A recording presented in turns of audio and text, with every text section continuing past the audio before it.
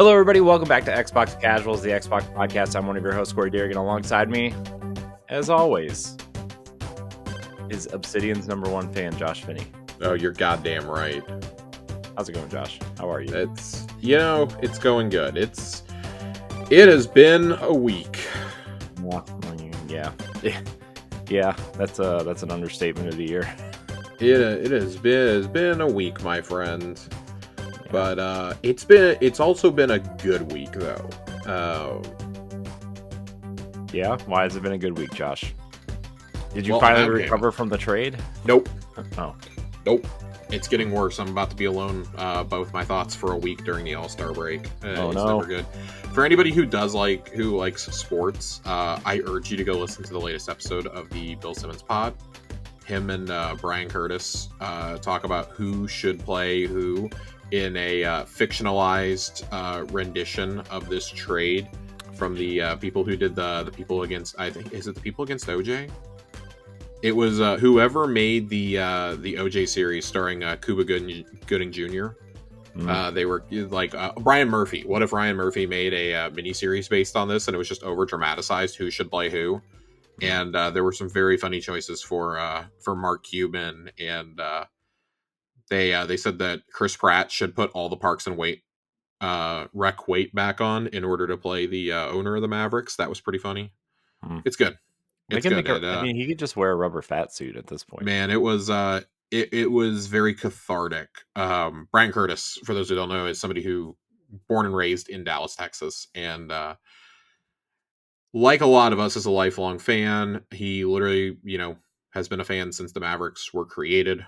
And he was like, I have never seen this. I have never seen the city of Dallas like this over any athlete, let alone anybody in North American sports like this over an athlete. Bro, the fact that we had signs out there at a protest about this saying JFK was treated better than Luka kind of speaks volumes. Yeah, they're insinuating that JFK was treated better by the city of Dallas. So, jeez. Dude, it's bad. Shit's real bad, man. We're kicking fans out for chanting "Fired Nico," the general manager.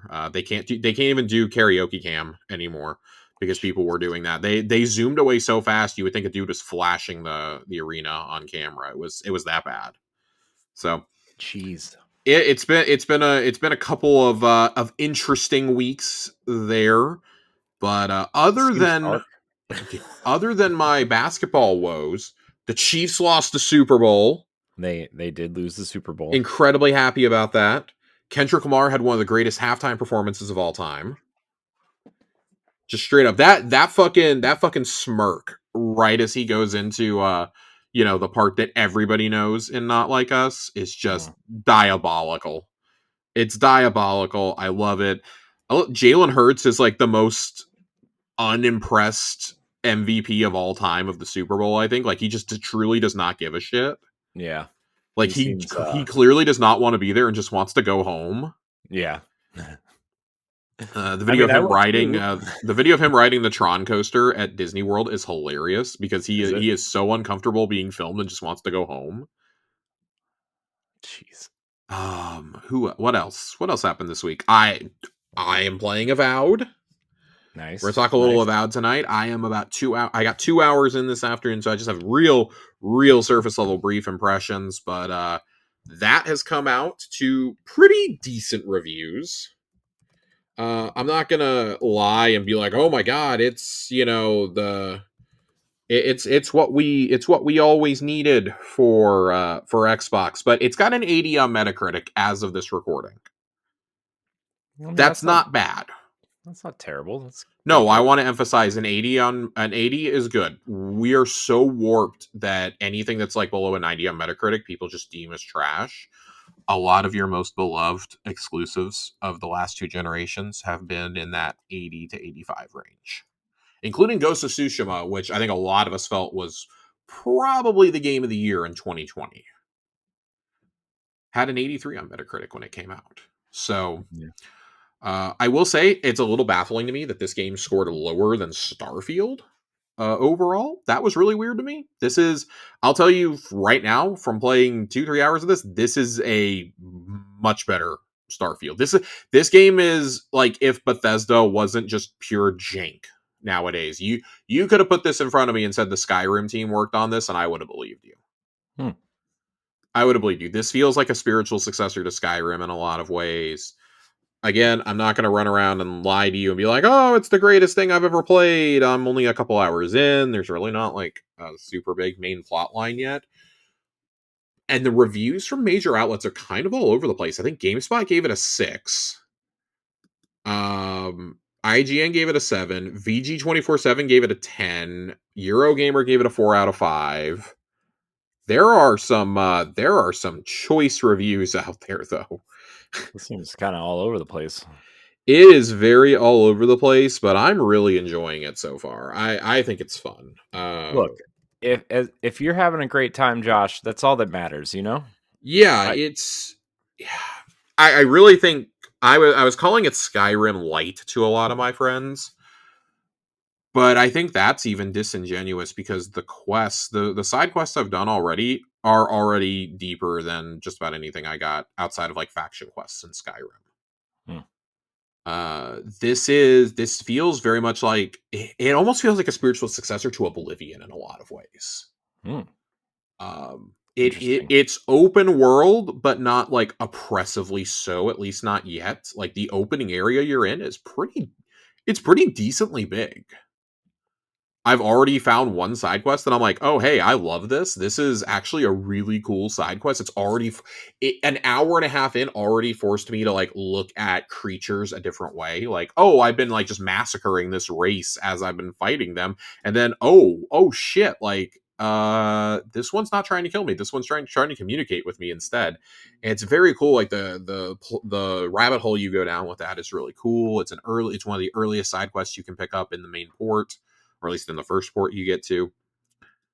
It's a good game. It's good so far. Hopefully in 2 weeks I can give you all a full review, but right now, Avowed good. Avowed really good. Avowed really good. Avowed really good. If you have Game Pass, obviously it goes without saying. If you have Game Pass, it's gonna be, you need to be playing this. Yeah. But that doesn't, it's not going to be for everyone. I need people to understand this is not for everyone. That's fair. I mean, if you don't like Skyrim, you're probably not going to like this. If you don't like Elder Scrolls style games, you're not going to like this. Like, so basically, if you don't like anything Bethesda's ever made, this is not going to be a game for you. I think Outer Worlds is probably the better game, but this has the potential to be the more interesting world, and I think that's because Eora is an established universe. Yeah. Whereas Outer Worlds had to establish a brand new universe. I expect Outer Worlds 2 to be, high quality later on this year. But the story team beyond this is really good. I really, really like the story team here. One of the key writers on the game was formerly one of the writers on the Mass Effect trilogy and on Dragon Age Origins. That's really cool. Carrie Patel is on this. For those who don't know, Carrie Patel got her start working under Josh Sawyer and on Pillars 2, I believe. Pillars 2, and I believe she was on Outer Worlds as well. Stepped in to be the director during one of the reboots on this. And then there's another writer who like specifically came to Obsidian just to work on this game. So there's a few good ones, and I did not know this until today. The person who co-wrote Pentiment with Josh Sawyer is also one of the lead writers on this game. So that's nice. Cool. Like basically, his disciples essentially, even though he's not directly involved in this, he, his fingerprints are still kind of all over it, which is what you want to hear. That was his baby, was Pillars. So cool. I'm hoping that I connect with the companions. I've only got one of them so far. Not super thrilled with him. Is it the green guy that they show in the trailer? Yeah. Oh God, I literally cannot remember his name yet. Kai. Kai is his name. And Kai's not a bad character. It's just I haven't found anything out about him yet, really. I really like the two characters you meet in the tutorial area. they were really cool, and then they're not companions. So go figure. Go figure. Go figure. It's not bad. It's not great. We'll see. We'll see. But this right now, very promising start. Very promising start. Write it down, Josh says. No, that's good though. I'm glad it turned out. It's it's funny because it's actually like, from what you're saying, I'm like, yeah, that checks out. Everything that you're saying checks out. Sounds exactly what I expected it to be. It very much follows a lot of what the reviews are saying, or previews were saying, I guess I should say. It seemed to preview pretty decently. Mm-hmm. I'm trying to figure out where the disconnect of some of these outlets. Like, clearly the people who are reviewing it were not the ones who are previewing it. And I think, like, if you're an Obsidian fan or you're a Xbox fan, you're probably more predispositioned to give this a bit of a higher score. Mm-hmm. But as far as a Western RPG experience goes, this is perfectly enjoyable. So I'm liking it. I'm enjoying it. I think there's some challenge there in terms of the combat. Not that the combat is like hard to do, but just in terms of like, oh, things are beating my ass. Right. So let me ask you this, Josh. Yeah. So I've heard a lot of people. Let me back up. Do you think the popularity of Kingdom Come Deliverance 2 hindered this game at all? No. You don't? Not even a little bit. Okay. I heard that kind of floating around a little bit on a couple things, and I was like, I don't even know if they're like the same game. I mean, you're welcome to think that for sure, and I think that Kingdom Come Deliverance 2 is probably the more in-depth game, just from everything I've heard. Mm-hmm. But I'm not gonna sit here and parade around like I didn't play Kingdom Come, the first Kingdom Come. I haven't played this one. The reviews I've seen for Kingdom Come Deliverance 2 have basically said, hey, this may be like one of the best RPGs I've ever played. Like, this is just straight up, like, in terms of how long it is, how detailed it is, and cool. Like, we've known since last PAX that this was going to be huge. Mm-hmm.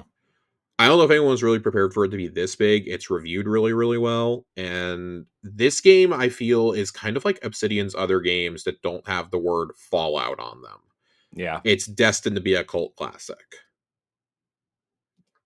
So I think it's another, so far, review wise, from everything we're hearing, it really seems like it's another strong entry for Xbox, kind of continuing that momentum that they got starting back in September with the Age of Mythology remaster, Black Ops, Flight Sim, Indiana Jones and the Great Circle, of course, and then Avowed. Like, this doesn't hit the highs of Great Circle, obviously. Right. But I don't think it has to. I don't think it has to. Like, the quality is there. It's Obsidian. Like, the quality is there. And, like, if you don't like Obsidian games or you don't like Bethesda games, this is not going to be for you. Straight up. And that's okay. I think you have to be able to acknowledge when something's not for you and still be like, hey, that's a pretty good game. You know? Mm-hmm. So I found myself coming out of the state of play the other day thinking that. I didn't think the state of play was bad necessarily. I thought it was actually, for a state of play, it was actually pretty decent. I just looked at it and was like, almost all this is going multi-platform. Kind of like how I feel watching an Xbox show at this point. Yeah. So I guess let's move into that next.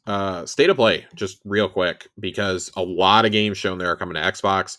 They open Monster Hunter Wilds, of course. We all know Monster Hunter Wilds. Hey, it's coming out in 2 weeks. I'm going to be in the beta test this weekend. 6 billion copies, and everybody's going to play it. That thing is going to do absolute monstrous numbers. I would say, if it wasn't for Kingdom Come Deliverance 2, kind of not taking us all by surprise, but selling more than I think even the most optimistic people thought it was going to sell. Mm-hmm. This is the first major game of the year. This is a game of the year contender. Let's put it that way. This is the first game of the year contender you're going to see. Mm-hmm. Not much we can say about Monster Hunter Wilds that hasn't already been said. You guys have been able to play like 3 betas at this point. I think the 3rd beta is going on this weekend. I look forward to jumping into it for at least a little bit, so I can know if I need to buy this day one or not. Yeah, LeBron is obsessed with it. Oh God! I mean, not surprising, but No, not surprising at all to those who know Laurent. yeah, uh, he's just been every time, I feel like he's taken off work just to play the beta. Like, I shouldn't talk about that. I definitely skipped class to play the Titanfall Alpha back in the day. I mean, I've definitely done that too. I'm just I saying I got an it's alpha like, code and made up a bullshit excuse that I needed to leave because it was a family emergency and got up and walked out of class just to go play the Titanfall Alpha. I mean, that's And then fair. I couldn't get into it. Uh After that though, this was a real up and down show. Some of the ones that I really liked from this, they went from this into Shinobi. And this looks awesome. Shinobi Art of Vengeance looks fantastic. Yeah, This is coming out late August. This is a must play for me. This is another one of those games in Sega's, hey, we're going to revitalize all these old IPs. mm-hmm. And the fact that they got this made and they're getting this out so quickly, we know that Virtua Fighter is on the way, Jet Set Radio. This gives me hope that Jet Grind Radio is going to be shown at the Xbox Showcase in June. They've shown Yeah. so many projects over the last couple months that I feel like it's coming. But for every banger that you get shown, like this and the Like a Dragon spinoff, you get a Sonic Racing. Oh, but Sonic Racing, Josh. So stupid. So stupid. Splitgate 2. I was not aware there was a Splitgate 2 until this moment.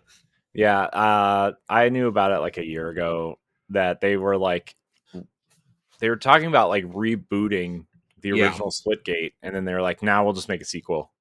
But then, like, they announced that the sequel is coming like sometime last year, but never showed anything. interesting. I think this is the first or second time they showed anything from the sequel. So Splitgate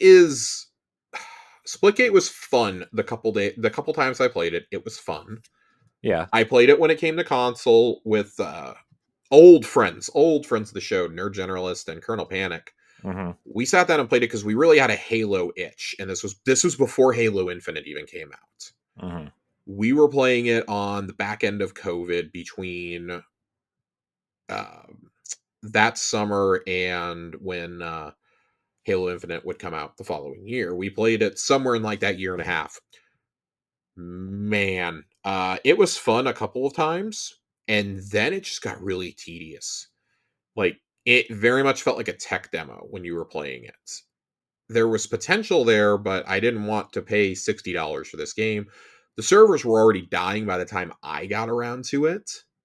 I remember when it first went into beta, alpha or beta on PC, and our friend Ray Apollo, when he first started streaming full time, interviewed their community manager on his stream while he was playing it.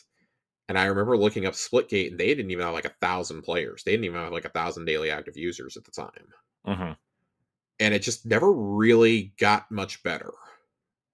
I don't know what it peaked at, so like don't quote me on it. But it just never seemed like it took off.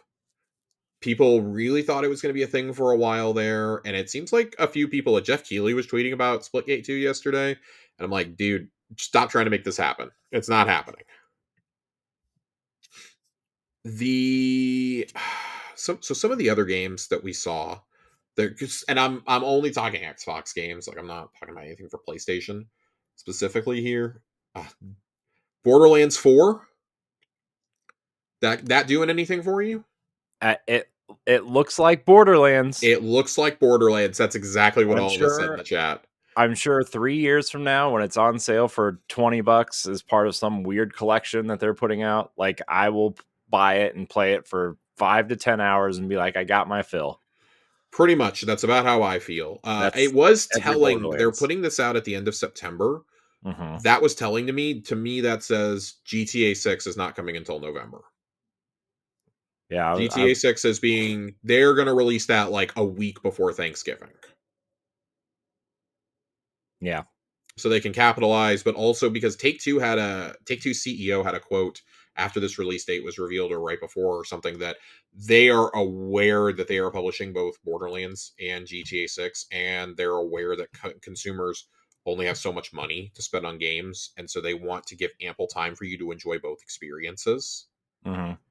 by not releasing them too close. So to me, that screams release Borderlands, let Call of Duty have October. Boom, we take November with GTA because the world is going to stop when GTA comes out. If you put it out anytime in November, like that basically shuts down anything else coming out until January. Mm. You're not going to risk releasing anything in December because if you do, it's not eligible for the Keeleys. So yeah, but I feel like and I I feel do like think that that GTA is. matters to the. I do think that matters to studios. You think it matters to Rockstar? No, it doesn't. But I think Rockstar knows they can release whenever. I think it scares off the other studios from wanting to release anything Oh, right. around GTA or even in the immediate aftermath. Like if that's coming out to dominate the conversation going into Black Friday, Hmm. I think that just studios are going to be scared shitless and not put anything out. Yeah, The that's industry fair. is going to grind to a halt with GTA 6. Outside of Yeah, like Nintendo. yeah, Like Nintendo could release a 3D Mario the next day and still move 10 million copies without blinking. yeah, Or like Pokemon Legends or something. yeah. So, Yeah, it's gonna be an interesting. It's gonna be an interesting fall for everybody. I think. I mean, especially because yeah. like everybody moving out of the way of GTA. What does the new Call of Duty look like? What's Xbox putting out? Nintendo has a new console. Sony, And I mean, August and September are filling up fast with major titles. yeah. You have to Well, I assume think that in August or September, you're getting Ghost of Yotei is going to be in there, and I would wager Fable will be in one of those 2 months. I feel Fable feels like a first half of September game to me. Ghost yeah. of Yotei is I again I think Ghost of Yotei is one of those you could kind of drop it wherever you want to and it's going to move units. But Sony's really going to want the discussion on that game. That's their big game this year. Like Death Stranding is big, but that's more of an auteur game. Hmm. Ghost of Yotei is the one that like you're going to push to everyone. Right, That is the mass appeal game you have right. this fall. Because it's not Days Gone remastered, Corey. Are you sure? I'm absolutely certain. Other games that we saw, Split Fiction. I'm so stoked for this. This comes out in like 3 weeks. Yeah. The new game from Josef Fares. This looks awesome. Split Fiction's going to be great. I can't wait. His games are must plays. I'm a little surprised at how little I'm hearing about this game. Like I just feel like his games are like everybody like loves his games, but like I haven't heard I have hardly heard anybody talk about it. So part of that's like by design, I think, because he just announced it at the Game Awards. I think Right. they've done one preview round and that's it. But to announce it and it come out 3 months later is pretty big. No, I agree. I think that's great, but I think that's So why I'm surprised nobody's talking about it is because like the I'm okay with it. cycle is like so Yeah. short. Like that's usually like a big deal.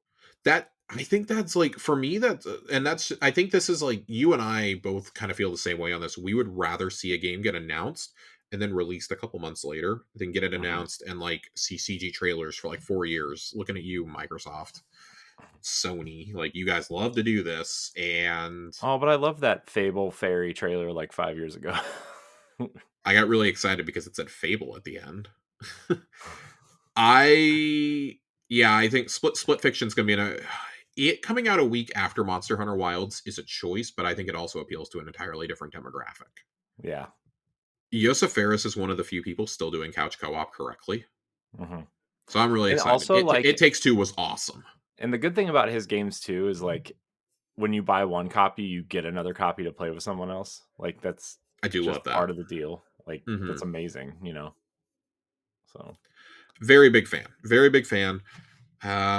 Directive 8020. That is a new Dark Pictures game from Supermassive and Bandai Namco. It looks really fucking weird and it's very sci-fi. Kind of a yeah. departure from those games, from what I know about them. Could be interesting. Uh, Onimusha. We got a new Onimusha trailer. Yeah, looks good. Onimusha looks awesome. Onimusha looks awesome. Hell is Us looks awesome. Yeah. That game looks rad. Metal Gear Solid Delta. We got another trailer for that with an Ape Escape tease at the end. Yeah, but did you see that the Ape I Escape did. the I Ape Escape stuff did. is exclusive to PlayStation. But Josh, you know what they're replacing it with on Xbox? It's Bomberman. Bomberman. I think that is really cool. That's amazing. It gave real Metal Gear Solid 2 subsistence vibes. Mm-hmm. So again, interested to see that. I was never a huge fan of Snake Eater. I think I was too young to appreciate it. Yeah.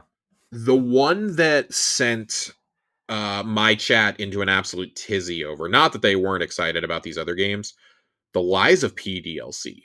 Mm-hmm. Absolutely had them just shitting bricks. Bold move to like put that out there ahead of like the Elden Ring Night Rain thing. Not that like whatever. I know it'll sell anyway, but like it's pretty ballsy because Elden Ring just announced their release date. Yeah, Elden Ring did announce their release date. Night Rain is coming out May 30th. Yeah. That is a choice. That's a time, but look, that's one of those games I think that will just sell anywhere wherever you put it, you know. I agree. I think it's going to sell no matter what. Same with like Borderlands was always going to sell. Um, Lost Soul Aside was shown. This is a PS5 only game because it's being published by Sony, but that looked awesome. That was the game that started with just one developer and eventually built his own studio up to have like 40 developers at it. That game looks really, really dope. Um, Mind's Eye is the other one I wanted to call out. Mind's Eye looked really, really cool. It gave very Spec Ops vibes to me. Mm-hmm. It felt like a game that if this had come out back in like 2006, it would have been published by like Midway. Yeah. Or like one of those like double A firms. Mm-hmm. Yeah. This looks really HQ. cool. Yeah, THQ. That's who I'm thinking of. THQ. This is coming out this summer. I think it looks awesome. I can't wait. Yeah. And then Good I got a time. new look at Lost Records, new game from our friends over at Don't Nod. That's an instant play for me. Must play. And it's coming to PS Plus day one. I know that's an Xbox show. It is coming into PS Plus day one next week on the 18th. So crazy. It's so crazy, but I'm here for it. I'm really excited for it, and that does kind of solidify. I'm going to go play it on PlayStation. Yeah. You know, why spend the extra money? I'm going to go play. I'm going to go play it on PlayStation. Gives me a reason to boot up my PS5. Yeah. Thinking about like last announcements, Tides of Annihilation. This looked really cool. It was that game that was set in like destroyed London that really gave like Rebirth meets Shadow of the Colossus vibes. Yeah. That was a really cool one. There was some really cool animation in Midnight Walk. Had really cool animation as well, and that's coming. That's coming out May 8th. I actually did not remember that getting revealed before, but apparently it was in the last state of play. That shows you how much I pay attention. And really, the only other big announcement, and I say the only other, Housemarque's new game. Yeah, Again, that was PS5 exclusive, Saros. We were calling it Broternal. Broternal. Yeah, Rahul Cooley is in this.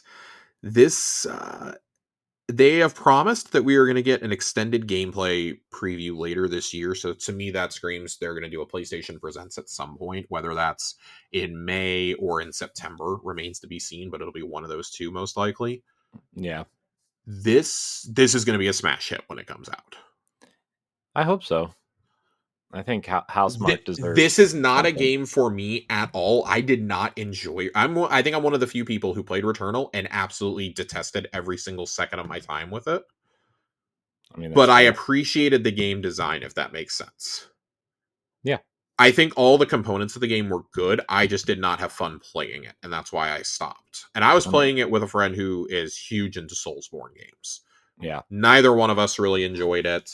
I really thought if a Souls game was ever going to capture me, it was going to be Returnal, and it just didn't. And that's okay. Whatever. Saros is going to be huge.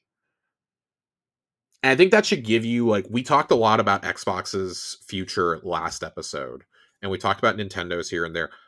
Seeing a game like Saros should give you a lot of hope for the PlayStation slate also. Like, I've talked some shit about this year. Like, this year, it's really Ghost of Yotei and Death Stranding 2 doing an awful lot of heavy lifting. It remains to be seen if Marathon is going to make it out this year, or Fair Games. Like, Fair Games not being here was kind of telling to me. And there was a huge Yeah. rumor that went around the day before and the day of by my Destiny Bolton. This is why I tell people don't trust Destiny Bolton. Saying that Marathon and Codename Gummy Bear were both going to show up there, and neither one of them was there. Shocking. Shocking. Destiny Bolton was wrong. I was a little surprised there was no tease for Apollo here, for Codename Apollo from Frontiers with Destiny. A little surprised, considering we got the final shape tease. What, 11 or 13 months before it ultimately came out? We got a tease. That's where Yeah. we found out Cade was coming back, and Mm-hmm. then we got the Marathon tease, and that was almost 2 years ago. So I was kind of thinking we would maybe see one of those, but I guess they don't want to tease too much with Destiny, considering we're just now entering the final episode. Yeah. Marathon not being there, still a little bit shocking to me. That to me is also another indicator. I expect a big show probably in May to say, hey, here's a look at Saros. Saros could even be saved for the end of the year, but like, hey, here's more Ghost of Yote footage. Here's Death Stranding 2 with a release date. Here's this. Here's maybe a look at gameplay from Fair Games. Maybe you get the Santa Monica game announced there, or something new from Insomniac. Maybe Wolverine is there. Like, the long-term future for PlayStation is really good, because the studios that are going to have games coming are studios we all celebrate. Like, they're not going to have the output of Nintendo, or even the output that we're starting to see Microsoft have. But every PlayStation release is an event. Yeah. And I think that's how PlayStation wants it, right? Yes. They For right now, at definitely least, that's what they want. they definitely favor the quality over quantity, although I think these titles are going to start being shorter and smaller because of the budgets and how long it takes to make these games, but the quality will Mm-hmm. still be there. I'm just I think Sony's trying to get to the point where they can release, like, I would say one first party game a half, right? Yeah. Or every 4 months, I guess, but probably a half. I think every 4 months is what you ideally should be aiming for. Mm-hmm. But the reality is they have a fraction of the studios that Microsoft has, and they have a fraction of the teams that Nintendo Right. has. Right. Which is, I mean, but that's why they're publishing So, second party stuff, right? Like Rise of the Ronin and Stellar Blade and some of these others. Stellar Blade, massive success for them. Yeah. Huge. Yeah. It's They, coming and to obviously PC. that partnership is still going. They announced some DLC for it yesterday and a PC port. Mm-hmm. Like, that's what needs to happen. And like, the PC ports are taking less and less time to come now. Yeah. They're about a year now, and I expect that gap to drastically close, maybe as soon as Death Stranding 2. I also expect, well, wasn't Death Stranding? No, was it not day and date on PC? No, Death Stranding did not come to PC until the following year, because I remember it started getting packaged in with NVIDIA cards, Right. because that's how our friend Ray Apollo played it. Right. You're right.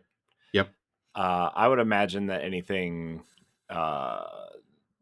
multiplayer or live service is going to be day and date with PC as well.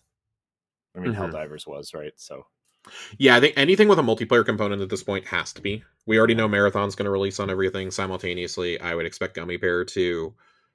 I think if anything, Concord taught them you have to at least, even like Concord, like that was on PC and like people didn't buy it. I think you got to put it on everything. Just put it on everything. What are you losing by putting a multiplayer only game on everything? You're not losing anything. Especially live Yeah. service, right? Like, you have to. It has to at least come to PC at this point to have Yeah. a fighting chance. Yeah. Like, yes, we got the PS5 numbers this morning. It's estimated they sold about 75 million units. Incredible. It's almost on par with what the PS4 was doing at this point, and that's with the COVID shortages. So, like, clearly having only a handful of exclusives a year, like 2, maybe 3, like, hasn't slowed down the growth at all. Yeah. I think PlayStation has the brand. It's the brand. Yeah. It's the name. They have the cachet with fans, right? It's not even just that. It's, we come back to it all the time. the PS4 won so decisively last generation, and that's where so many people started digital libraries. Like, there are kids who have never picked up an Xbox controller out there because all that they've ever known is PlayStation. Yeah. They were like 6 when PS4 came out or something, and how those kids are getting ready to go off to college in like another year or two. Like, their entire lives has just been PlayStation. That's all they've ever known. Yeah. They actually, that's a lot of the people that you argue with online are like that, or like they're, they're young, like 20s gamers, and they don't really know anything other than that. Yeah. And like, oh, Nintendo got like magically good when we were like 13. And it's like, oh, oh my god, like Breath of the Wild and Tears of the Kingdom. It's like, guys, I need you to understand, like, Zelda's always been good. It's not been like that though. Yeah. Like, and that came out at kind of the perfect time. We said it with Tears of the Kingdom. That was a Zelda game that was built for the Minecraft generation. Right. In a lot of ways. But these guys don't have that connection with Halo, with Gears, with Fable. And that's why I think it's so good that they're rebooting Fable. Gears is going back to Dom and Marcus. Yeah. We're going back to basics here. Yeah. And, also like the rumored rumored Halo remake, right? Like going back. And then they can go any way they kind of want to from there, right? So yeah, I imagine Gears E-Day is a total reboot of the franchise. I know they're not saying that, but the more and more I'm like seeing it, and the more and more I'm kind of reading about it, how they kind of want to like steer clear of 4 and 5 at this point. Like, it really feels like they're just gonna go like reboot the franchise, which would be a shame to me, because I think, God, 4 might be my favorite Gears. Yeah, it's between 2 and 4 for me. I really liked 5. I think 5 is very good. I think that they want to steer clear of it though, because it was like this whole, choose who you're gonna sacrifice and shit, and like your choices matter, and you gotta understand, you can't make sequels to games like that where you kill off a major character and then expect it to play out the same. Like, Mass Effect is the only game that's ever done it correctly, I think. And look how many years it was between the Veermeyer decision and the fallout of it. Like, look at that. And the game is drastically worse if you went through with killing Rex. It's drastically worse. Like, Mass Effect 3 loses almost all of its impact. Yeah. So it's very hard to do a game like that. I don't think anybody's really nailed it. I'm always here to see if somebody's going to be able to. I just don't. I think that's what's holding you up with Gears 5. Like, really? You killed Marcus, you killed Anya, and then you're going to kill Marcus's son too? Because let's be real. JD dying is the only thing that makes sense in Gears 5. Because he's a dick. Yeah. And like, you have like, no offense to Dell, but like, you don't have any connection to Dell, really, right? I mean, they try to make him like your third member, but like the story clearly revolves around Kate. JD is Marcus's son, which you have a clear connection to, and Dell's just kind of like the odd man out. It's kind of wild too, because like Gears 4 is JD's story. Yeah. Until don't get me wrong, I'm very happy that you went with Kate in 5, but if you were going to do that, it needed to be Kate from Gears 4. Yeah. Kate needed to be the lead from there, and like, oh, JD is like just your best friend and this and that. And like, oh, that's how Marcus gets dragged back in, blah, blah, blah. But if you're going to make her Mira's daughter, essentially, you needed to fix it somehow. Yeah. Spoilers for Gears, I guess. It's been 6 years. I don't give a shit anymore. It's been 6 years. If you wanted to play Gears 5, you would have done it by now. Yeah. I just, there's so many problems with the timeline at that point, and Marcus and Dom were always the beating heart of the franchise. Yeah. Yep. I agree with you 100%. I think him being in a limited role in 4 is great, but then they shove him to the forefront in 5, and I hated that. Yeah. I hate how much Marcus is in 5, because you didn't need Marcus to be in 5. Yeah, but that's the problem though, is like old Gears fans are really connected to Marcus and want more Marcus, and new players, like, you're making a sequel trilogy, but like the characters are not remotely as good. Like, I like Kate. I I like the But I really do like the idea of a sequel to Gears, like the original Gears trilogy set later, right? Like 4 for and sure. 5 are, but like the more I've thought about it over the years, the more just and especially after the announcement of E-Day, I'm just like, as much as I want to see a conclusion to 5 and see what happens and all that, like it just doesn't really work. It Like, just I doesn't would work. be okay with not seeing the conclusion at this point, to be totally frank with you. I mean, I'm gonna be honest with you. I don't think we are. I I I I seriously don't think we are, unless that's what Project Maverick is from People Can Fly. That's the only way I can see this, and So People Can Fly makes this sixth game, while the Coalition makes the sequel to E-Day. I keep coming down on this with Maverick. We didn't get a definitive answer one way or another if that interview conducted in Polish was accurate, but Mm-hmm. it does seem like Maverick is just the support they're doing on E-Day.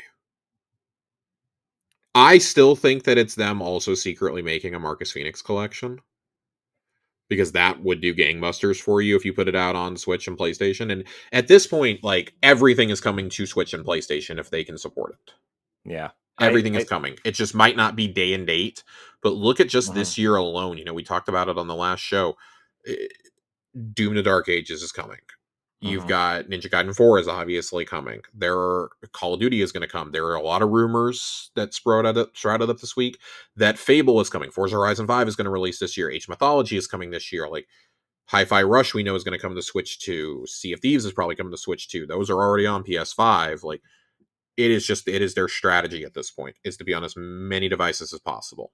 Right. Microsoft is very rapidly going the route of the publisher, Yeah. and they'll make the handheld PCs because it's Microsoft. Yeah. But this next console is probably the last actual home console you're going to get. Yeah. Just Xbox hardware it's just not selling, and throwing in your lot with Steam and like still promoting your own store with Play Anywhere that's huge. Mm-hmm. Allowing cross save between Steam, Xbox, and even with Avowed, even BattleNet is big. Mm-hmm. Indiana Jones was doing this also. Just at a certain point, you got to wave the white flag, and I think we've gotten there due to very poor management over the years. Yeah. But this goes back. I mean, this is so much beyond like Phil Spencer. Like, the minute Don Matrick decided he was going to berate people for not wanting a DRM box was the beginning of the end. Right. That singular interview changed everything, because Yeah. that's what people remembered. Right. You know what the thing is too, though? Like, the thing is that Xbox was right about all that. Right. And Like we said that for the years. Like, online they stuff. they They were were just right the about messaging everything. again, though. The The messaging again. messaging, and they were just too early. Yeah. They were about 3 years too early on the digital stuff and on digital DRM. And I mean, I think back to it all the time. Like, people got mad about TV, and now you look at that, like, how that became such a huge meme. And now, like, I feel like every time I turn around, there's a new show or movie getting announced by PlayStation. Yeah. And that's fine, because you're not taking the time during a presentation to do that. So it's a little different, and you actually have expertise in doing this. Yeah. But it's still like just the irony of how things change in a 10-year span. Yep. So, Man. other things. We got a few other pieces to get to. Tom Warren reports that Microsoft is considering bringing Gears of War and Flight Sim to PS5 along with Halo. Obviously, that would be the CE remaster. We've also heard Master Chief Collection. He reported this last year and says, in the Notepad update this past week, I would not be surprised if Microsoft goes ahead with porting Halo and Gears soon, as Phil Spencer has made it clearer than ever that Xbox games are going to be on PlayStation. Basically, water is wet. What? this should not surprise anybody. Hellblade 2 is supposedly getting announced, maybe for like an April or May release for the 1 year anniversary. Again, Mm-hmm. should not shock anyone. The original Hellblade was originally timed exclusive on PlayStation 4. Yep. And it's fine because like, okay, whatever. You got a whole year. I do think that maybe the approach for a little while here is that like some of the internal studios that like actual Microsoft Game Studios owns Mm-hmm. might keep their games exclusive for like a year or so and then start porting them.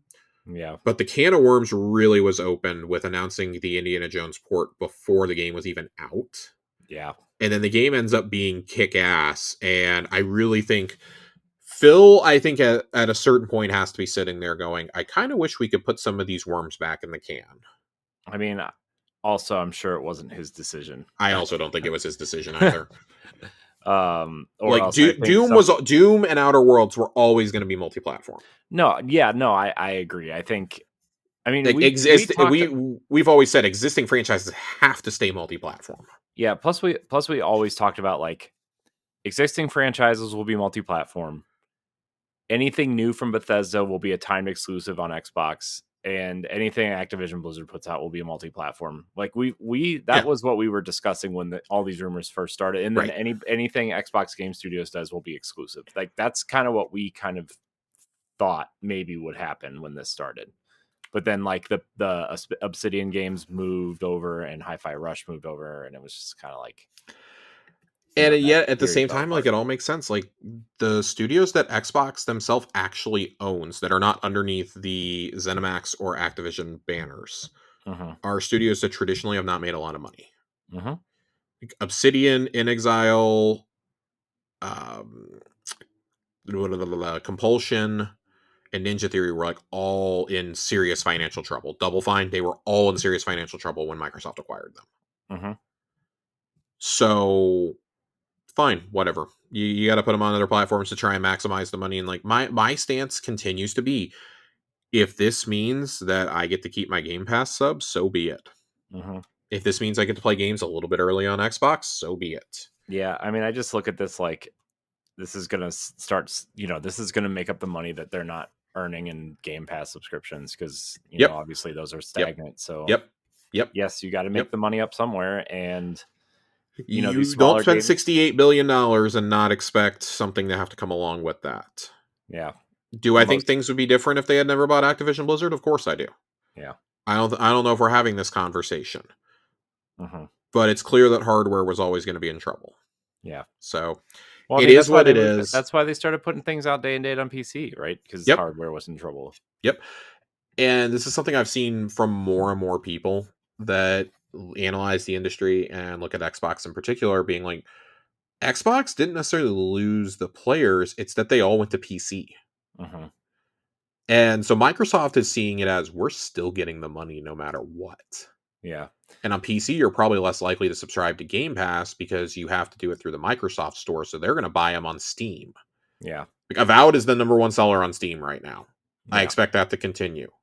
Yeah. You know what I was thinking that too, Josh, is like I know a lot of kids these days have grown up on like tablets and phones and Uh-huh. stuff.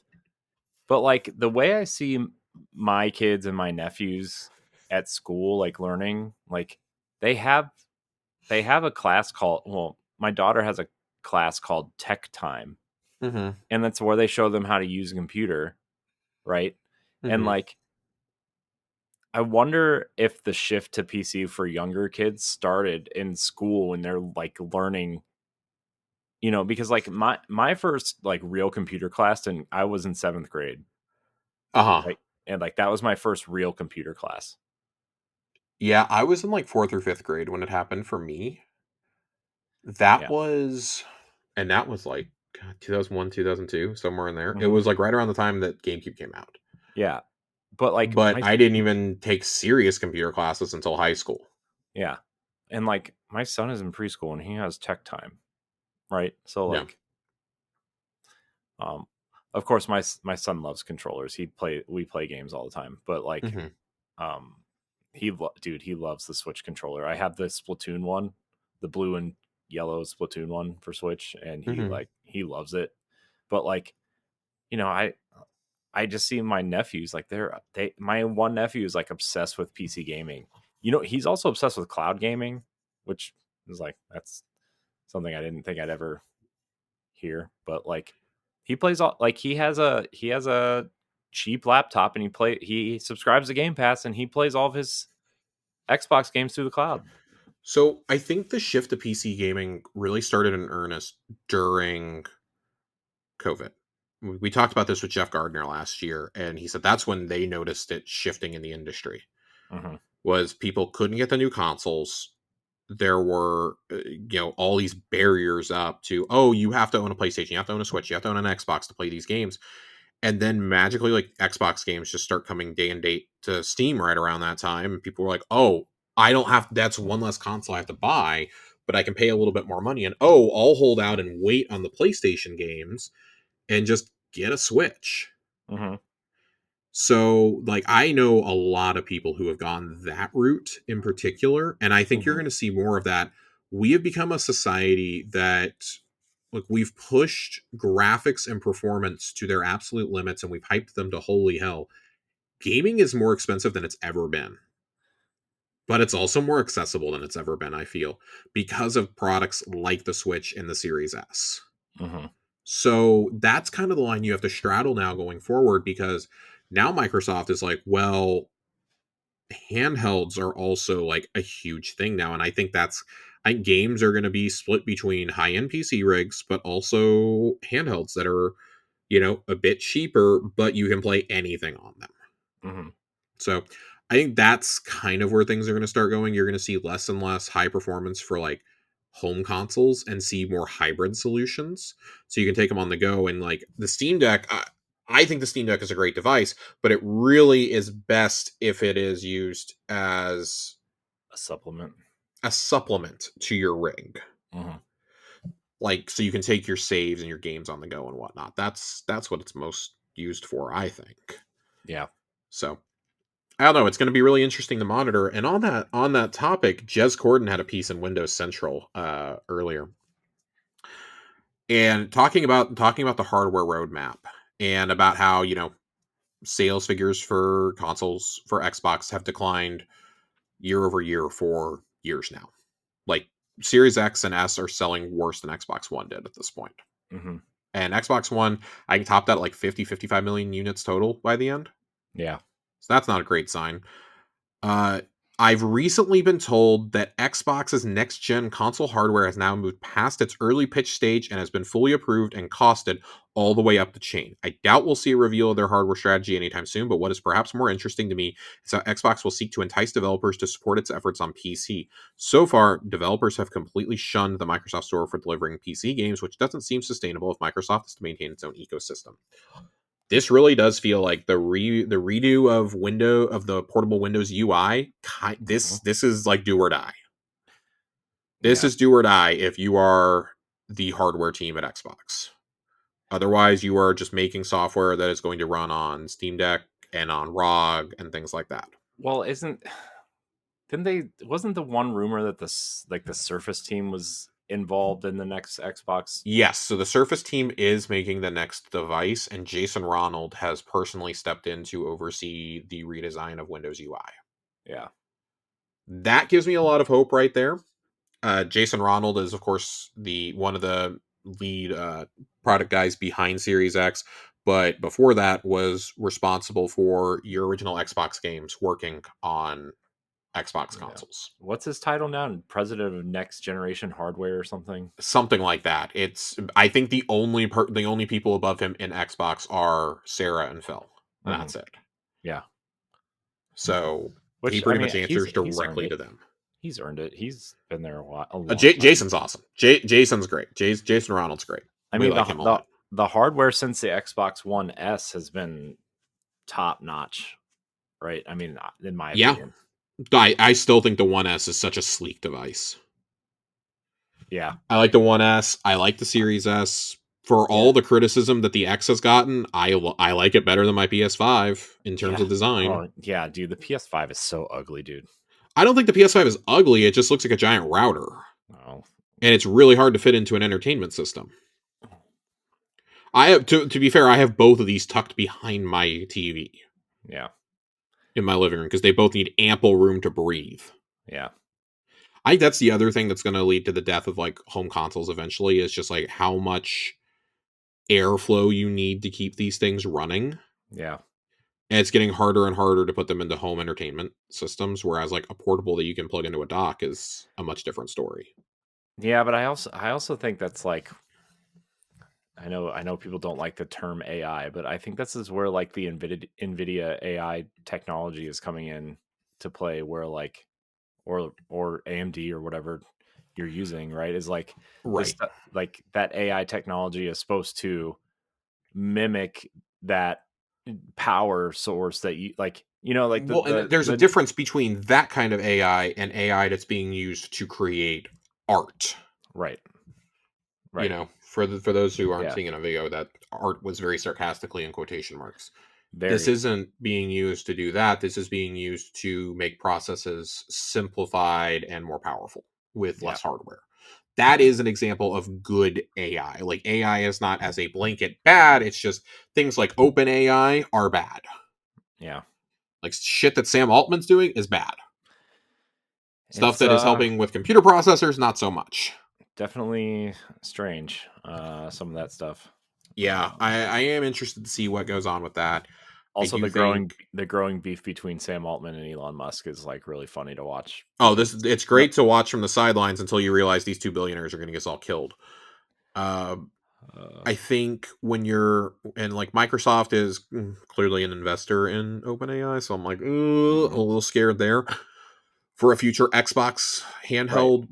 But at the same time, like again, not all AI is bad. It's just like very specific brands of it are Well, bad so and specific uses. A lot of uses, like 70% of the uses of AI, are terrible. Chat GPT, awful, awful. so from what I have gathered just by working in this space, Mm-hmm. Microsoft is an investor in the open AI nonprofit. How do we make AI safer part of the brand, not the product. Mm-hmm. Uh, so that's what I understand, but still, like, I know a lot of people's kind of concerns about that, and I mean, I'm not concerned either. I just, you know, I've we've been talking a lot about it at work because we're involved in a lot of AI discussions and whatever, and that's kind of what I've Mm-hmm. gathered. So yes, I realize I disconnected, but Okay. I got my point across, so it's fine. uh, yeah, I don't really have much left to say on that. Yeah, I don't either. But just knowing that the hardware has passed the pitch stage and has been approved and costed all the way up does kind of give us a bit of a window as to when this could be released because that means they know the exact specs of this. Hmm. To me, that does mean that we're probably on track for a late 26 Hmm. window. Yeah, If not early 27. I don't think you're waiting until fall 27 to put this out because Microsoft doesn't give a shit about generations anymore. And they shouldn't. yeah. I mean, I think generations are just an old It's hat. something that we cling to as old terminology, but it doesn't matter anymore. Hmm. I mean, It hasn't mattered since the Switch came out. yeah. I mean, even Nintendo is moving past generations at this point, right? Like their stuff, I like mean, I'd argue Nintendo was the first one to do it with the Wii U. yeah, The yeah. Wii U and then the Switch. But I do think that that's when you're going to see Microsoft's first attempt at a portable handheld will be next fall. If it's already costed, that's kind of when it has to be. Hmm. Especially if you're going to put a you know Series S essentially into a handheld. Which by the way, that's killer specs for a handheld. I don't give a shit what you think. That is killer specs for a handheld. Hmm. So Cool with me. what? I said it's cool with me. There are a couple of other news tidbits we need to hit. One is Bobby Kotick. Bobby Kotick is back in the news, What? unfortunately. Bobby Kotick calls Bizarre Creations acquisition a bad, expensive lesson that violated all of their principles. What? Make games that don't make a lot of money? Oh, dude, it's so bad. So this comes from GameDeveloper.com. In a recent interview with venture capital firm Kleiner Perkins on the Grit podcast, Jesus Christ, Kotick called the British studio a bad acquisition. However, he could not name the studio in the interview and described it as in Manchester that did that driving game on Xbox. Jeez. Activision Blizzard bought the studio for $67.4 million, with an additional $40 million if certain benchmarks were hit over the next 5 years. From 2008 to 2010, Bizarre released 4 games: Geometry Wars Retro Evolved 2, Geometry Wars Touch, Blur, and 007 Bloodstone before shutting down in 2011. Kotick went on to discuss a really good guy who was running the day-to-day, whom he also could not name, but appears to be then studio head Brian Woodhouse. He considered Woodhouse brilliant, but said Bizarre itself was an $80 million acquisition overall and was subsequently written off 2 years later. Everything about it violated all our principles. Yeah, it's just super fucking wild. Super fucking wild. Kotick's thoughts on Bizarre are more candid than most in his former position have been able to give, or at least more intentional. Often, if an executive is disappointed in a studio, they critique their most recent release and cut that developer staff, as recently seen with BioWare and Phoenix Labs. Another example, Xbox boss Matt Booty talked about making smaller games to give us prestige and awards in 2023, just days after closing Tango Gameworks. God, that still makes me mad. Oh Jesus, this is rough. After Bizarre's closure, several alums went on to found Lucid Games, which went on to continue Geometry Wars and more recently released Destruction All Stars on PS5. Lucid is also a co-developer on Sea of Thieves and was acquired by Lightspeed Studios in 2023. At the time of that acquisition, Lucid said it would leverage its new parent company's resources while continuing to enjoy full independence in the games that we create in the operation of the studio. What an absolute catastrophe. Bobby Kotick coming out almost 20 years later to shit talk an old acquisition. Right. This is just silly. Does he miss bad press? This is silly and there's no point to it. I think this guy just misses bad press. Dude, I just like that's the biggest regret you had running Activision Blizzard? Really? An $80 million acquisition of the Project Gotham team? Also, it doesn't help that you didn't put them on a racing game ever. Like, right. Geometry Wars is great, don't get me wrong, but you had to make 2 Geometry Wars games, Blur and 007. I don't even know what Blur is. I'm going to be totally honest with you. Blur was the Blur was a kind of like a. It is a racing game. I'm fucking wrong. Yeah. It's a racing game. It had like weird like racetrack.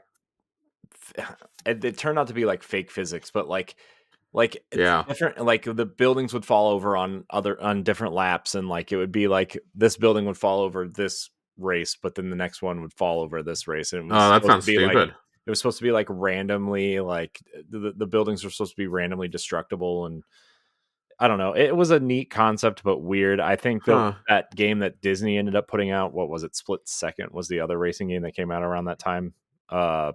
When Disney was trying to make things not based on IP. Yeah.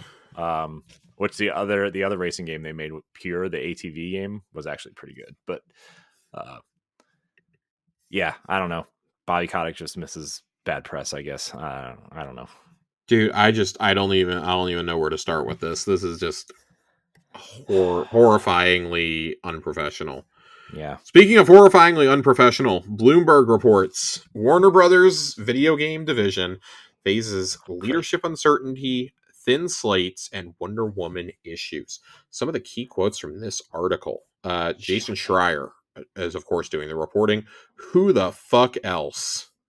In January, Warner Brothers Discovery revealed David Haddad, head of the struggling video game division, would be stepping down. To some who worked closely with the veteran executive, it did not come as a surprise. The only question was why it took so long.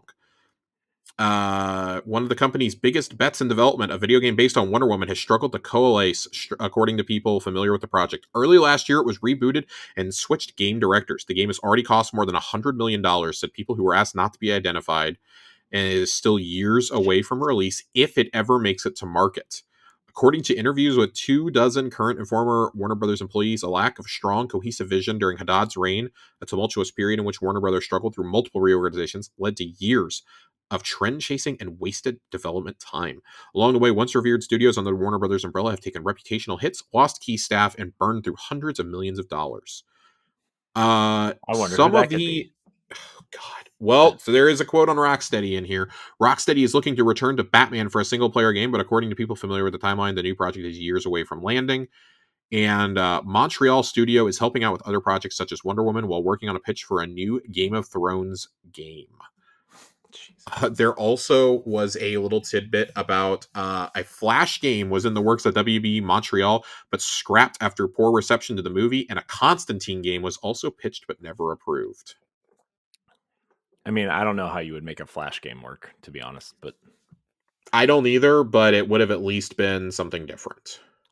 A lot of bullet time.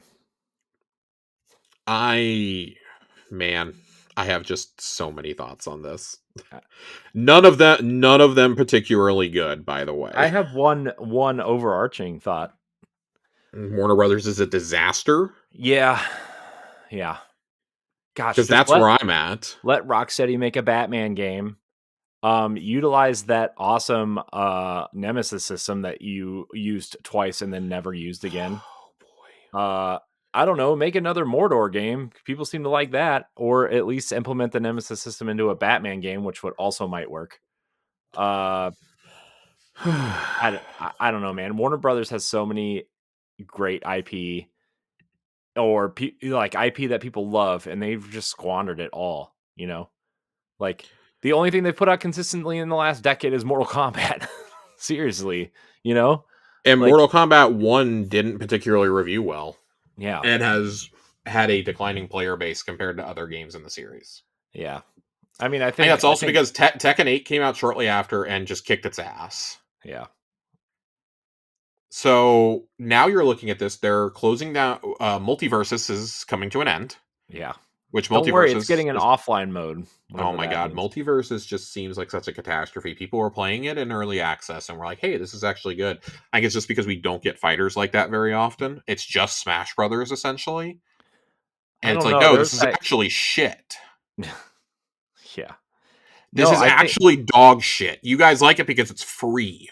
No, I think Multiversus initially was like, people were excited because it was different, and then they shut it down, rebuilt the entire game in a different engine, and then relaunched it, and it wasn't the same game. Like, I mean, it was still a platform fighter, but like it was slower. Mm-hmm. Like the characters had different moves. Some characters look completely different in general. I heard some of the characters they launched were unfinished. It was just it's bad. It's bad. It's just like everything else Warner Brothers keeps putting out. Like Hogwarts Legacy is the one thing that saved them. And that even didn't get like incredible reviews, but it sold so insanely well. Yeah, well, purely on IP name alone, it sold well. Yeah. So it's just if Hogwarts Legacy doesn't land, we're probably having this discussion a year ago. I mean, like Suicide Squad would have been the complete and total nail in the coffin for Warner Brothers as a whole.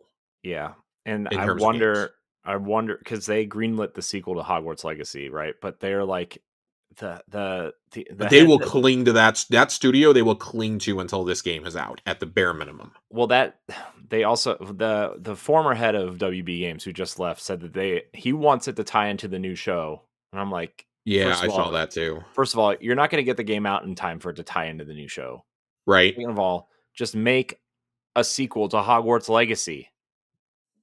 They literally left it open for a sequel for those who played it. Like it's primed for a sequel. Just make a sequel. Your character, you start out as a 5th year, and Hogwarts is a 7-year school. It's set up to be a trilogy, Josh. So like, just make it a trilogy. It's so silly. Oh my gosh. It's just like, what are you thinking? Just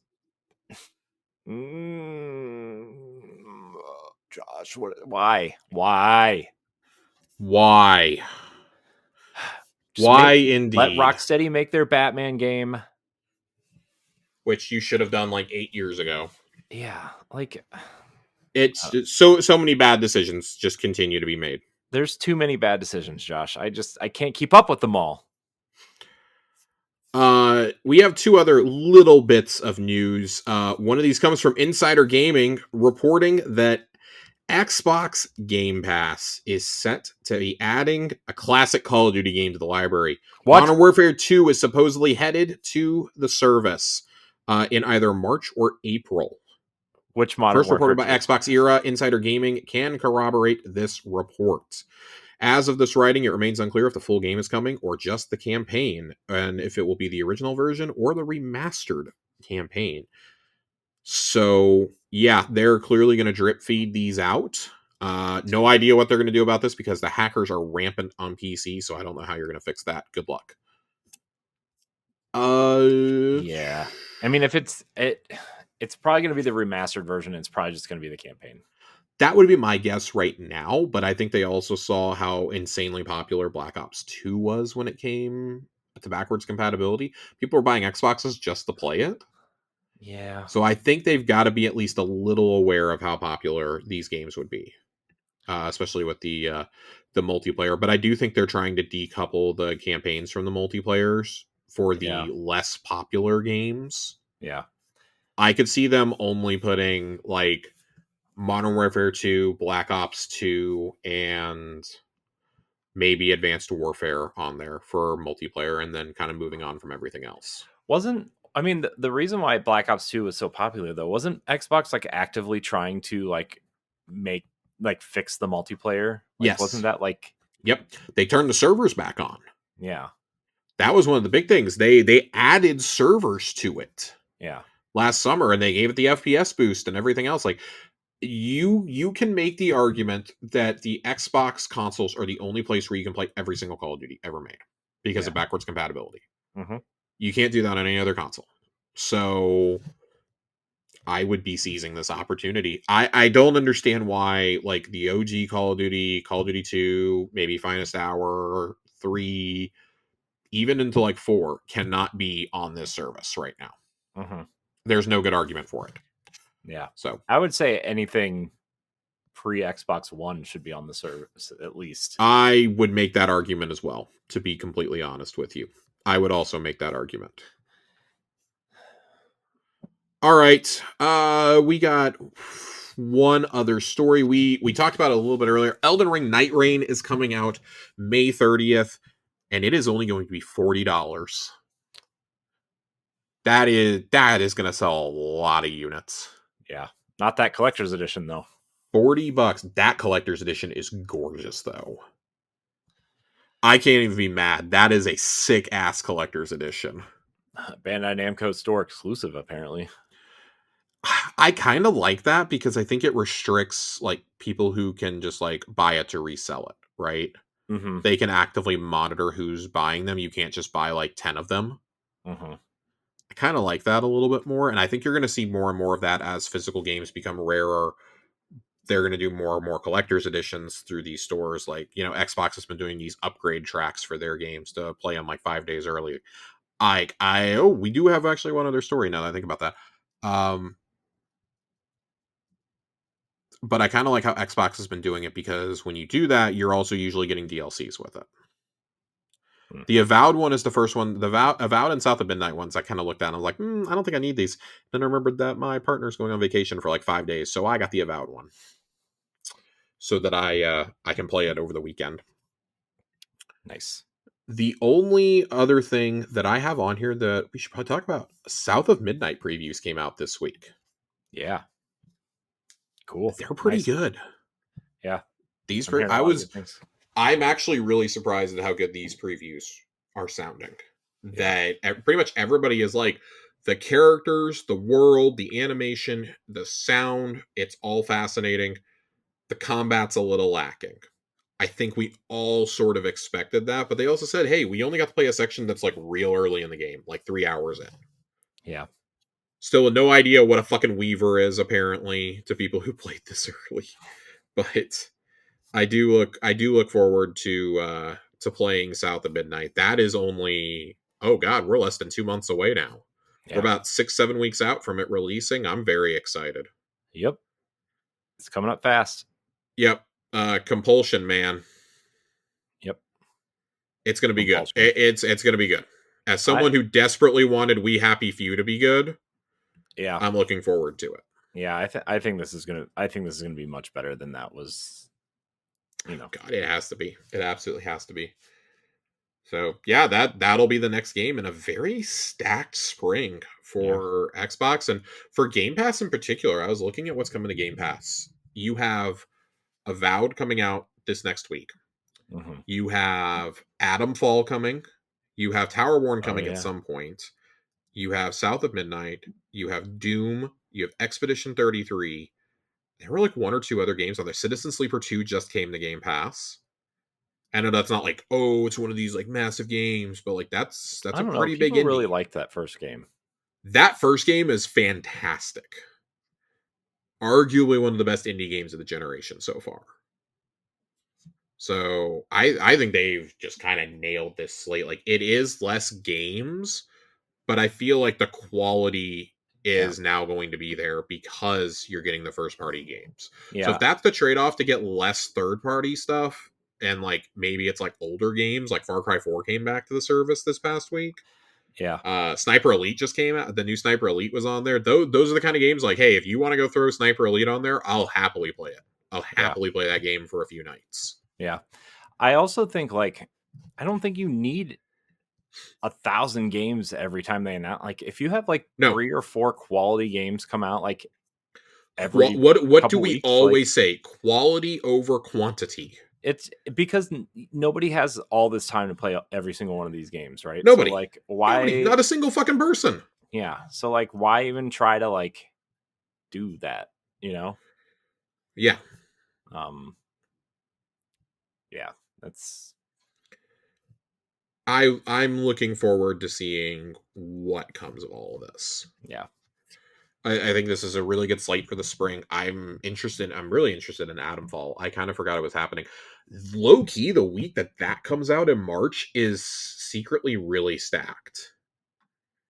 I think it's Atomfall. There is First Berserker Kazan is coming out that week.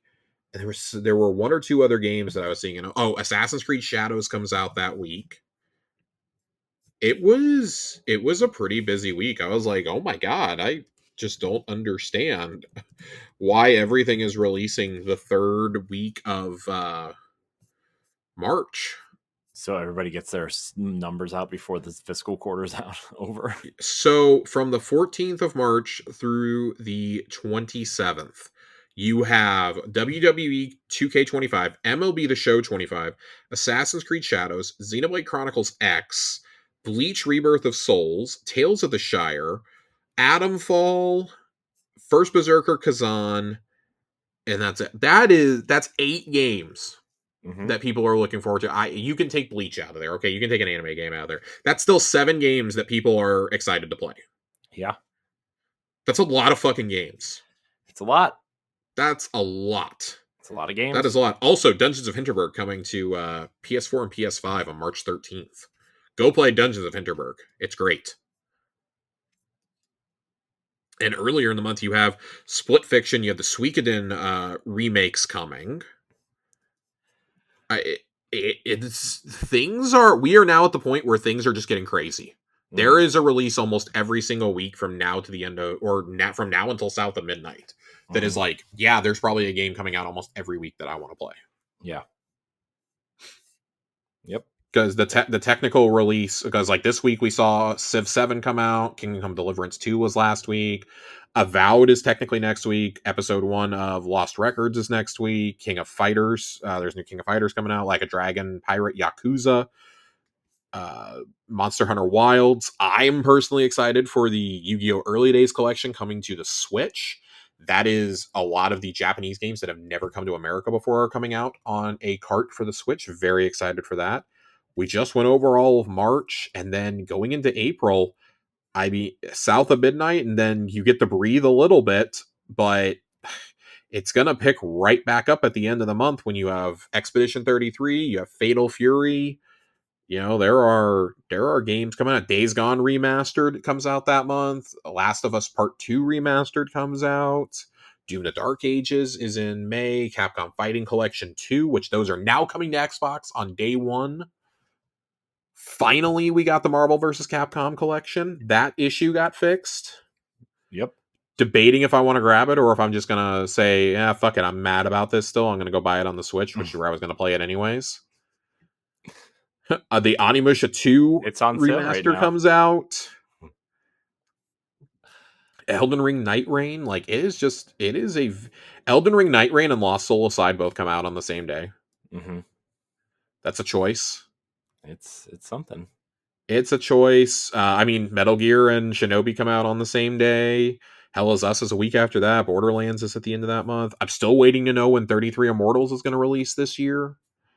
Still very impatiently waiting on that and Towerborn. But it's going to be good. Like no matter where you play games at, like there is a lot coming down the pipeline. Yeah.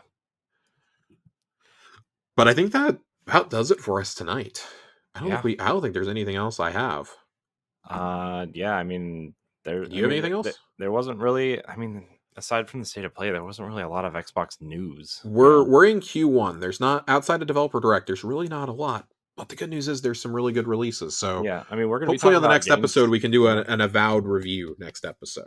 Yeah, that's my plan at least. Yep. Yeah. All right. Well, Josh, you playing anything before we get out of here? Besides Avowed. Avowed.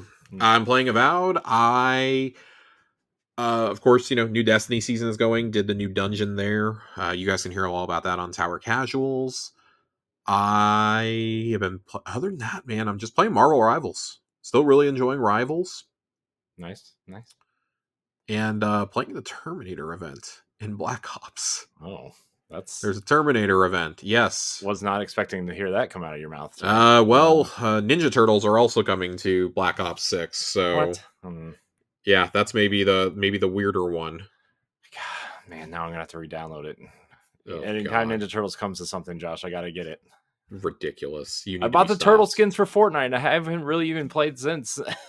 You need to be I know. You need to be stopped. Oh man, the only thing that could match that at this point would be Power Rangers.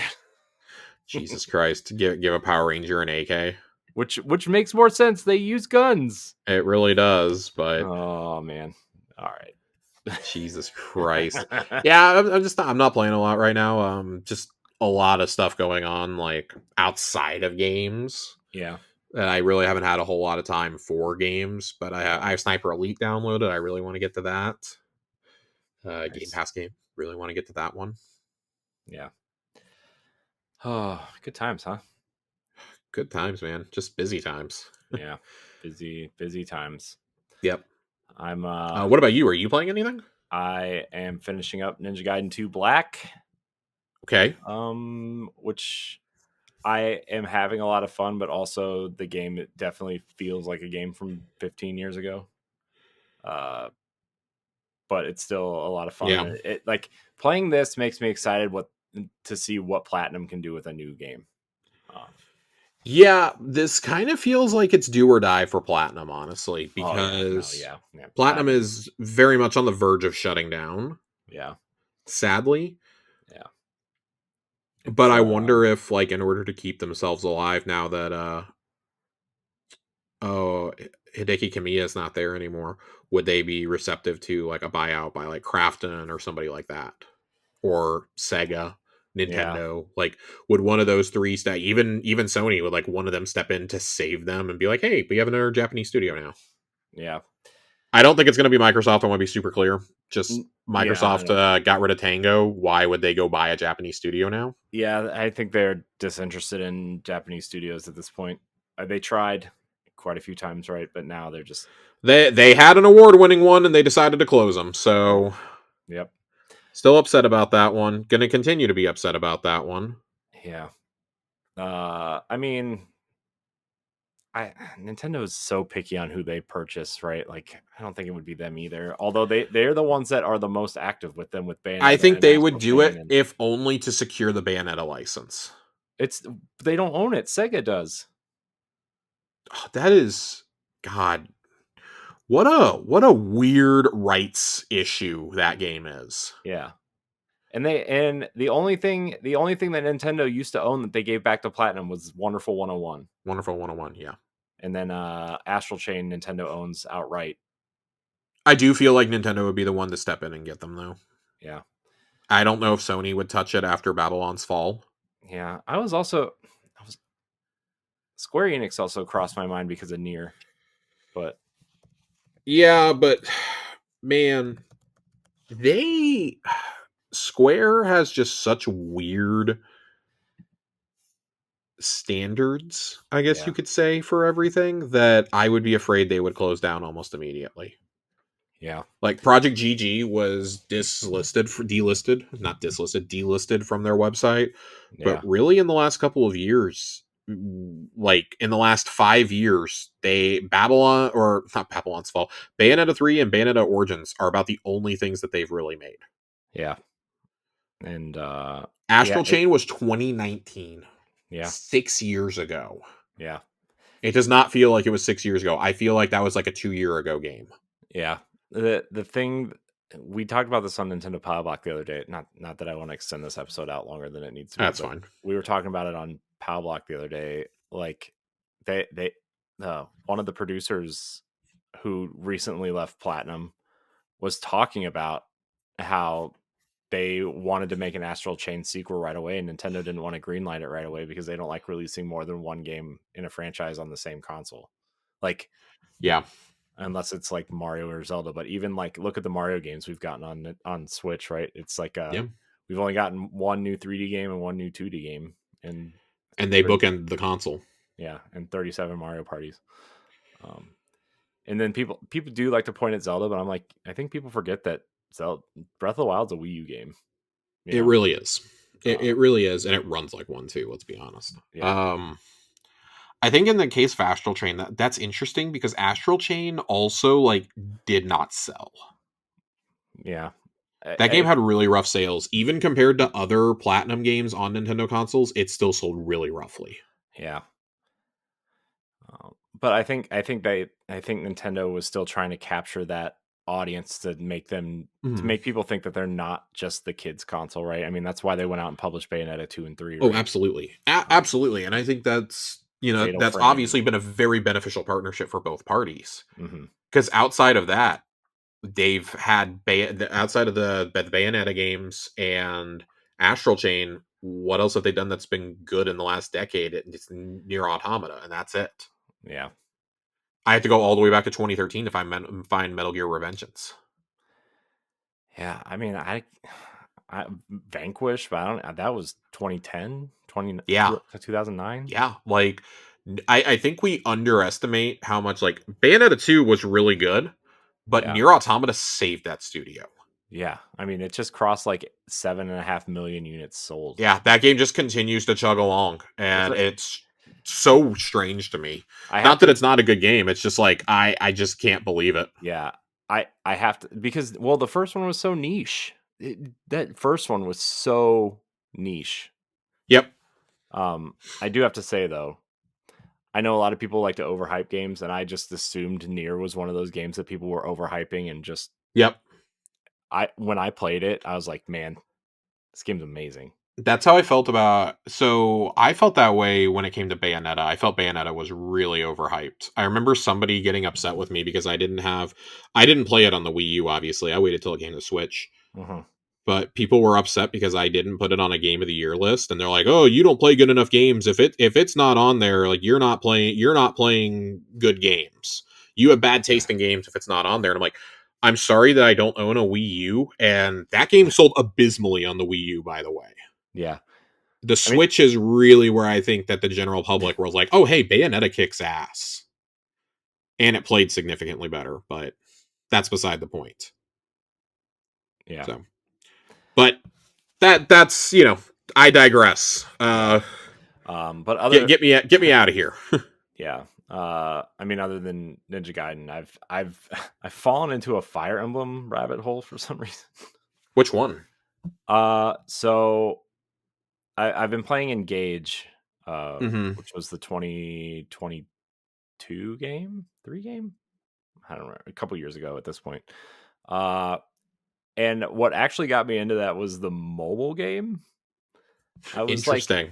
yeah, I don't know why. I had this itch to play Fire Emblem, but I didn't want to play like a new one or like right. replay a 3DS one or whatever. So I'm like, I bet if I download the mobile game and play it for like 10 minutes, it'll scratch that itch and I can just move on. It did not. It did not, dude. I've already put like 15 hours into Engage. I've probably put, yeah, I mean, I play the mobile game every night before I go to bed. I picked up Engage on sale right before Christmas at Staples for $15. Yeah, that's great. That's a great deal. For a Nintendo first party title, yeah. So like when I initially played it, I was like, man, this is not Three Houses. You know, because I was like, I loved Three Houses, but like some of the relationship stuff is different, and you know, obviously the emblem mechanic is different, and they brought back the rock paper scissors kind of mechanics to it, and I was like, I don't know, I'm just not, I was so excited about another Fire Emblem game, especially because like Fire Emblem Warriors had come out too, which was like the spinoff of Three Houses.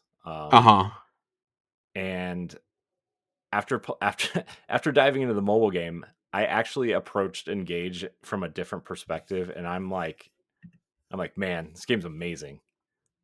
So yeah, you're back in. I'm fully in. I need to play the spinoff from Three Houses. I do have it, but I haven't started it. It's definitely a Warriors game. Yeah. I do think the Fire Emblem ones are the most engaging out of the IP spinoff ones, just because like they do implement the different Fire Emblem mechanics in there, like you know the bows do damage from a distance, and you know the axes beat spears and spears beat swords, and you know they do add all that stuff in there, and they do add a lot of those mechanics in there, but it's still at the end of the day a Warriors game. Shez is a cool character though. The protagonist of Three Hopes is she. I played the female version, but Shez is a cool character. I just wish she was in a normal game. But anyways, don't worry, she's gonna be in the next Smash Brothers. I mean, give me an amiibo and I'm in. Oh my god! No, seriously, Shez is secretly probably one of my favorite Fire Emblem characters. But I digress, Josh. Let's go to bed. Let's go home. I want to thank everybody for watching or listening to this episode of Xbox Casuals. After we just got done talking about Nintendo for 15 minutes. You can find us every other Friday on your podcast service of choice. Off weeks, you can find Tower Casuals, our Destiny podcast. Yes. We will be talking a lot about episode Heresy in the coming months. Hopefully not half a year like we are expecting, but hey. Yeah. Josh, thank you for your time tonight. I hope your sporting woes recover. They won't. Did you get your Luka Lakers jersey yet? No, I did not. I keep going back and forth. I don't know if I'm actually going to order it or not. I feel like if I order it, I'm admitting that it's real. Yeah. So I haven't done it just yet, but I probably will by the time the playoffs come. I expect to order one. Yeah. So I ideally would like to get one before they play the Mavs in Dallas at the beginning of April. I want to get one and get tickets to that game. How much yellow do you think is going to be in that stadium? There is a coordinated effort by Mavericks fans to show up wearing Luka Lakers gear and chant MVP every single time he has the ball. I mean, they should. And he's not fat. Bring him back. So, yeah. God, it's not bad. It's not bad enough you traded away a generational player. You called him a fat piece of shit on the way out the door and an alcoholic. Right. What are they thinking? And then said that Shaq had a better work ethic. Shaq, who was 415 pounds when he showed up for training camp for the third Lakers title, by the way. Yeah. So, I mean, look, man. Cavs got a small forward that works. So they did. DeAndre Hunter, man.